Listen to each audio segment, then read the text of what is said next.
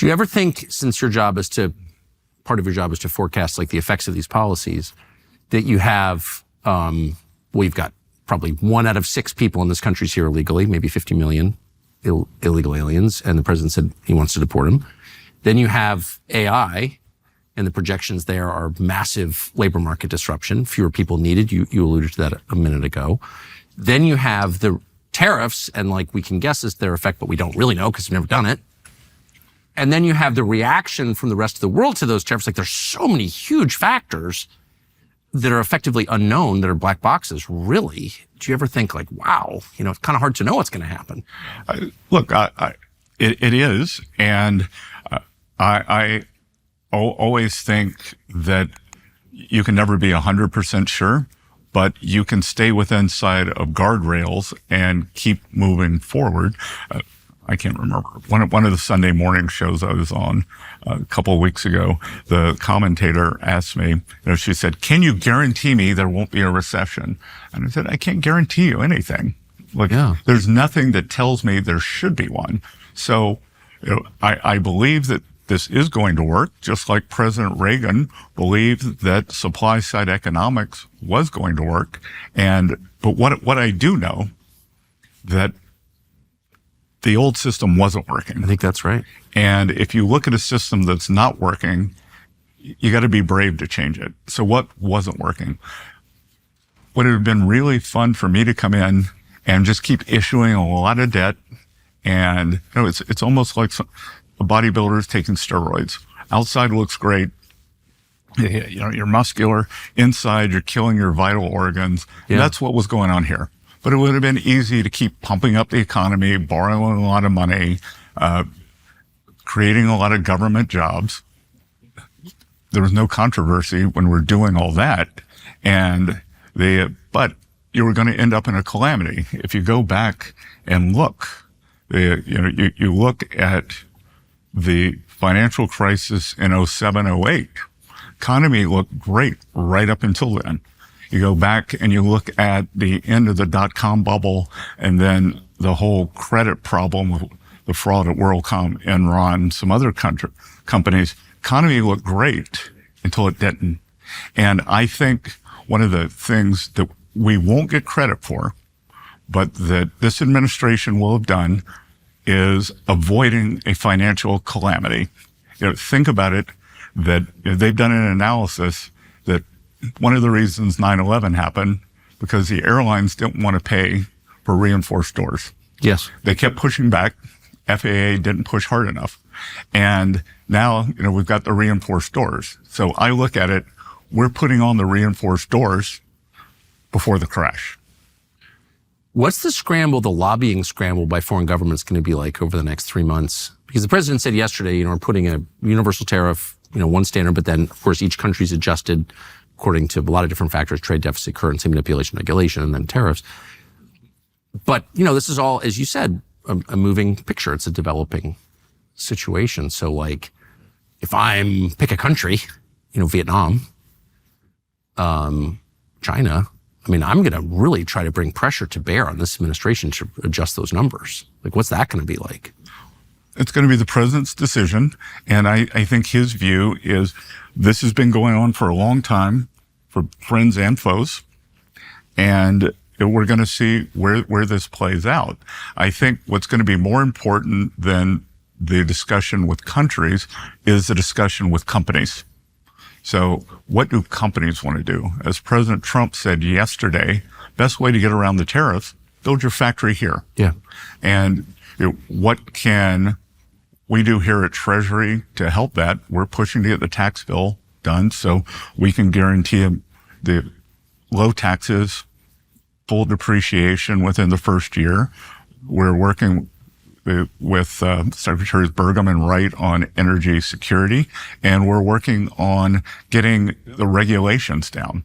The president, I don't know whether he talked about it yesterday or the day before, Taiwan Semi, largest semiconductor manufacturer in the world, Lee Zeldin, the EPA commissioner, is working to push through all the permits that they need because we've just gone into this regulatory morass where it takes so long to get things done in this country. So I think what will be more interesting are the individual company announcements more than the country announcements. You want to sell to Americans, you got to make it in America. Sure. Or pay the tariff.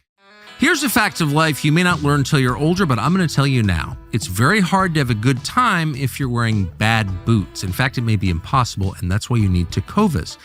As a matter of fact, you don't just need them, you owe them to yourself. Tecovas makes Western boots for everybody, ranchers, real ranchers, lifelong cowboys, first-time boot buyers, and anyone in between. Every Tecovas boot is handcrafted, made by hand, with over 200 meticulous steps for a broken-in feel right out of the box. You don't have to compromise between looks and quality. You can have them both.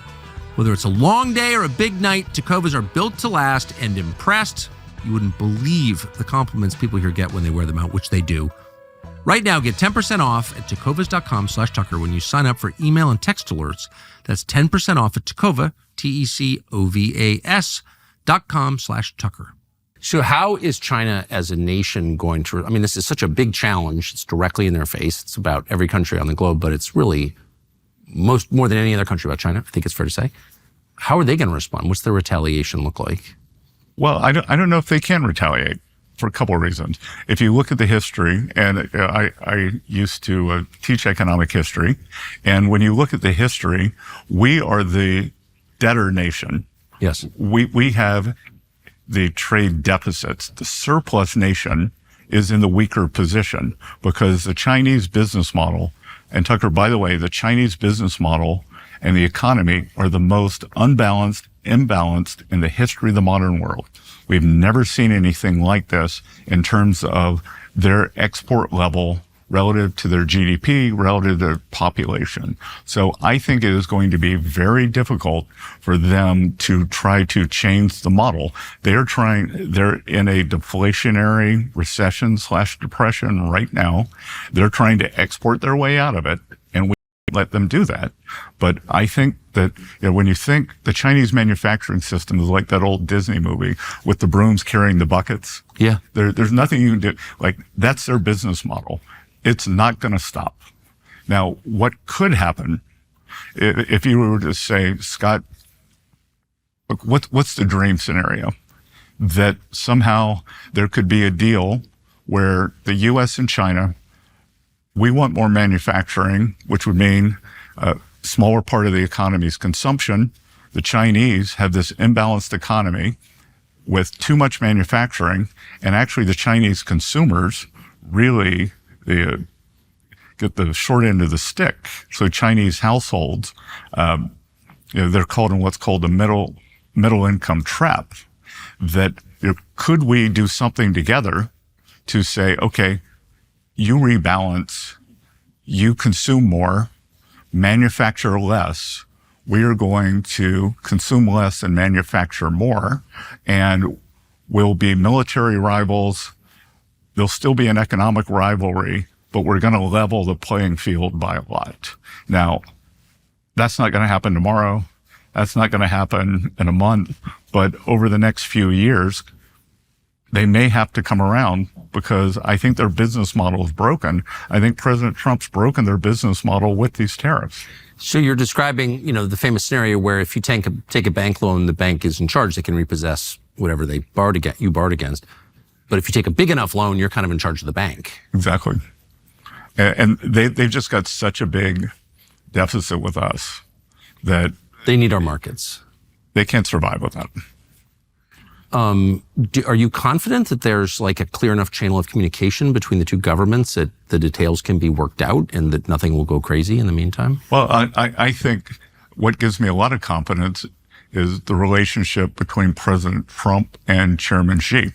Yes. That when you have a direct line of communication at the very top, then I think it's very difficult for things to go haywire. Interesting. What about the rest of the world? What about Europe? Look, the Europeans, we look back and there was the famous meeting where President Trump told the Europeans, you're insane for building Nord Stream 2. What are you doing? You already get most of your energy from Russia and you're going to double down on it? And they did. And look what happened. So we blew it up. somebody did. Somebody did. Somebody did. Probably Putin. I know some Norwegian fishermen bumped into it, is what I read. But the Europeans go kicking and screaming, but I think they're going to have to rebalance too. Germany has a very imbalanced export economy, and they were on the verge of deindustrialization. They were the opposite of us. They had expensive energy. Yes. They were depending on Italy and the countries in the south to keep the euro suppressed, and they were selling into China, and now China is becoming their competitor. Thanks for watching our YouTube channel. We hope you'll subscribe to it. And by the way, you can hit the little bell on there and get notifications every time we produce a video. We hope you'll do that also.